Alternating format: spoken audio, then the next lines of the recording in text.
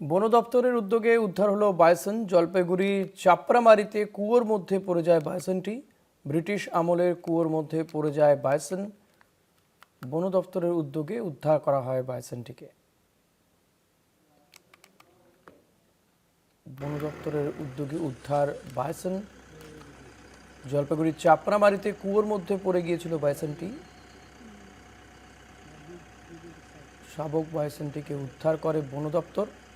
British আমলে কুয়োর মধ্যে পড়ে যায় বাইসনটি।